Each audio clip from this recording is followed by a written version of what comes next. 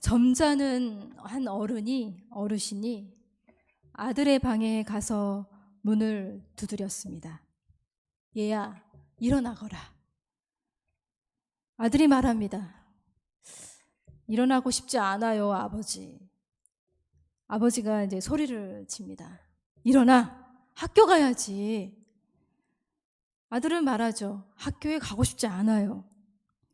왜 싫은데? 그때 아들이 이렇게 말합니다.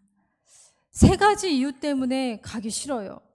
첫째, 거긴 너무 시시하고, 둘째, 아이들이 너무 성가시고, 셋째, 전 학교가 너무 싫어요. 이렇게 대답을 했어요. 그러자 아버지가 이렇게 말씀을 하십니다. 그래, 그럼 난 내가 왜 반드시 학교에 가야 하는지 3가지 이유를 말해주마. 첫째, 그건 너의 의무고, 둘째, 내 나이가 45이고, 셋째, 너는 교장이기 때문이다.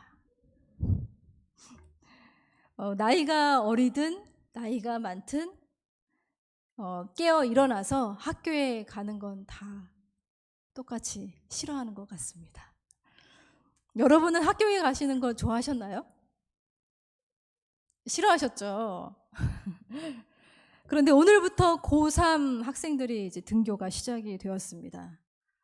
아침에 새벽 예배 끝나고 이제 집으로 돌아가는데 그 시간에 한 6시 40분 정도에 학교를 가는 고3 아이를 봤는데 굉장히 불쌍해 보이더라고요. 어쩔 수 없이 등교하는 우리 고3 아이들, 그리고 또 순차적으로 등교할 우리의 아이들의 건강을 위해서 우리 함께 기도했으면 좋겠습니다. 코로나19로부터 우리 아이들을 안전하게 지켜주시기를 우리 하나님 앞에 간구했으면 좋겠습니다. 근데 이 학생들만이 아니라 이제 우리도 깨어 일어나야 합니다. 잠들어 있는 제자들을 향해서 예수님이 이런 말씀을 하셨습니다. 내가 1시 동안도 깨어 있을 수 없더냐. 예수님은 처음부터 제자들에게 이렇게 부탁을 하셨습니다. 내 마음이 심히 고민하여 죽게 되었으니 너희는 여기 머물러 깨어 있으라. 머물러 깨어 있으라. 그러나 그들의 무거운 눈꺼풀을 그들은 어찌할 수가 없었습니다. 십자가를 앞에 두신 주님을 제자들은 외롭게 했습니다. 여러분, 깨어있지 못함은 주님을 외롭게 하는 것입니다. 여러분은 어떠신가요? 여러분은 정말 깨어 있으신가요? 인도의 영성신학자인 앤소니 드 멜로라고 하는 분이 계시는데요. 그분이 이런 말씀을 하시더라고요. 사람들은 잠든 채 태어나고 잠든 채 살며 잠 속에서 혼이 나고 잠 속에서 자녀를 낳으며 깨어나 본 적이라고는 없이 잠 속에서 죽는다. 이런 말을 하더라고요. 주님 앞에서 제대로 깨어있지 못한 것이 바로 잠든 것이라고 표현을 합니다. 우리는 깨어 있었던 적이 얼마나 있었나요? 정말 제대로 깨어 있었던 적이 있었나요? 오늘 우리가 읽은 이 마태복음 25장 이 이야기 속엔 예수님의 이야기죠.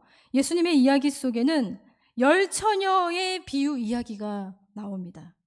이 비유 이야기 속에 미련한 처녀들이 등장하는데 이 미련한 처녀들은 잠든 자들이었습니다. 잠든 채 살다가 신랑 되신 주님을 영원히 놓쳐버린 자들입니다. 잠든 채 있다가 신랑을 맞이할 준비를 제대로 하지 못한 그들이었습니다. 그들은 정말 잠들어 있었습니다. 육체가 피곤하여 잠시 잠들어 있을 수 있어요. 그죠? 신랑이 더디 오니까 슬기로운 처녀들도 잠시 잠들어 있었습니다. 그러나 그들의 잠듦, 미련한 처녀들의 잠듦은 단순히 육체적인 잠듦이 아니라 마음의 잠듦, 영혼의 잠듦이었습니다. 그래서 이 이야기를 들려주신 예수님이 마지막 하신 말씀이 바로 이러합니다. 우리 13절의 말씀 다시 한번 읽어보겠습니다. 시작. 그런즉 깨어 있으라. 너희는 그날과 그때를 알지 못하느니라. 아멘. 마음이 깨어 있기를, 영혼이 깨어 있기를 우리 예수님이 요구하시는 말씀이에요. 우리는 신랑 되신 예수님이 오실 날과 오실 때를 알 수가 없습니다. 절대로 안 알려주시죠. 그러나 이 말씀은 지금 우리에게 또 이렇게 들려지는 것과 같습니다. 우리가 살고 있는 지금의 날과 지금의 때를 우리가 제대로 알지 못하고 있기 때문에 우리는 더욱 깨어 있어야 합니다. 이런 권면의 말씀으로 오늘 우리는 읽을 수 있습니다. 말씀을 듣고 있는 바로 지금 이 순간 바로 깨어 있기를 우리 주님은 우리에게 요구하고 계십니다. 우리가 만일 깨어나서 정말 정신을 차리지 못한다면, 계속 잠든 채로 머물러 있다면, 인도의 영성 신학자가 말한 대로 우리는 모두 잠든 채로 살다가 먹다가 일하다가 대충 그렇게 살다가 우리에게 주시고자 하셨던 그 하나님의 나라의 문은 영원히 닫히고 신랑 되시는 주님이 계신 그 잔치자리에서 우리는 영원히 배제될 수도 있습니다. 신랑 되신 주님이 오신다는 그 소리는요, 밤중에 들려옵니다. 갑자기 들려옵니다. 그때는 우리 모두가 다 일어나야 합니다. 기름을 준비한 사람이든 기름을 준비하지 않은 사람이든 모두가 일어나야 하는데 우리는 그때 어느 쪽에 속해 있어야 할까요? 어느 쪽에 있을까요? 등과 기름을 제대로 준비해서 신랑을 맞이할 수 있는 그런 상태의 사람들일까요? 아니면 더 이상 준비할 수 없는 그런 미련한 상태일까요? 예수님의 이야기 속에 가장 눈여겨봐야 할 것은 마지막 순간 기름을 준비하지 못한 이 미련한 처녀들이 슬기로운 처녀들에게 기름을 부탁한 그 부분이에요. 8절과 9절의 말씀이 제일 중요한 말씀인데요. 우리 한번 이 말씀을 읽어보겠습니다. 시작. 미련한 자들이 슬기 있는 자들에게 이르되 우리 등불이 꺼져가니 너희 기름을 좀 나눠달라 하거늘 슬기 있는 자들이 대답하여 가로되 우리와 너희의 쓰기에 다 부족할까 하노니 차라리 파는 자들에게 가서 너희 쓸 것을 사라 하니. 여러분, 슬기로운 자들이 미련한 자들의 부탁을 단칼에 거절합니다. 조금의 고심도 하지 않아요. 도와줄 생각조차 하지 않아요. 미련조차 주질 않아요. 굉장히 냉담합니다. 왜 그럴까요? 여기서 기름, 예수님이 말씀하신 그 기름이 가지고 있는 상징적인 의미 때문입니다. 이 기름에 대해서 어떤 신학자들은 경건한 행동이다, 선한 행실이다, 사랑이다. 그리고 루터는 이것을 믿음이라고 말하기도 했습니다. 만약에 루터가 말한 믿음이 바로 기름이라면 이 기름은 마지막 순간 절대 빌려줄 수 없는 것이죠. 여러분, 믿음을 빌려줄 수 있나요? 절대 빌려줄 수 없습니다. 누구도 대신할 수가 없습니다. 이 믿음은 홀로 각자 감당해야 될 몫이에요. 부모가 대신 줄 수도 없어요. 아무리 사랑하는 자녀여도 줄 수 없습니다. 우리 각자는 이 종말의 때에 주님 앞에서 반드시 찾으시는 그 믿음과 사랑, 이 선한 행실 더불어 주님 앞에 보여주어야 할 것입니다.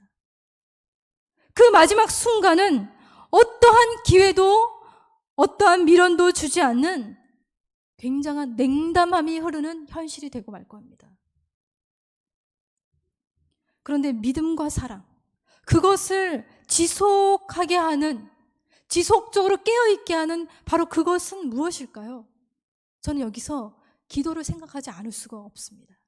여러분, 기도는 영적으로 우리를 깨어있게 합니다. 우리의 무딘 마음을 각성하게 하는 것이 바로 기도입니다.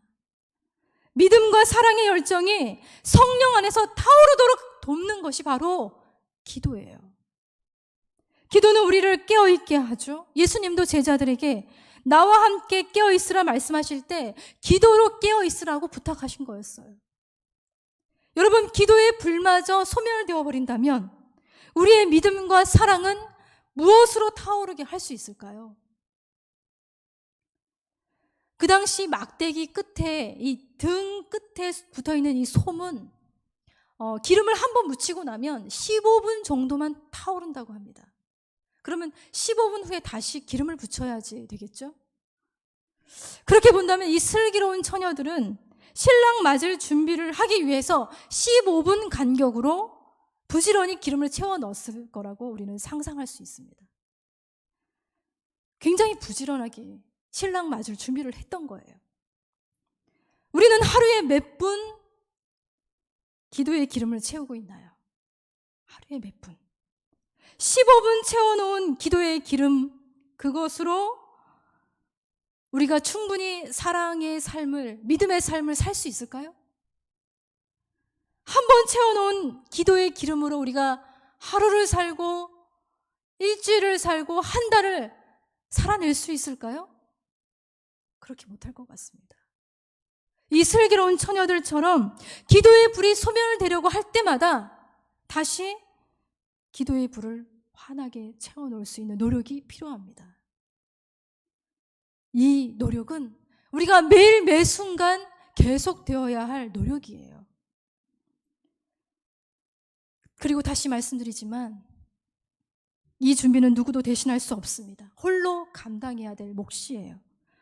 아무것도 예측할 수 없는 바로 지금 그 어떠한 때보다 슬기로운 믿음 생활과 슬기로운 기도 생활이 필요한 때입니다. 여러분, 기도로 느슨해진 우리의 마음이 깨어나기를 바랍니다. 깨어있지 못한 상태는 예수님을 외롭게 합니다.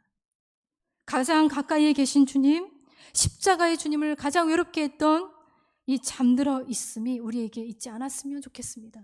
바로 지금이 기회의 때입니다.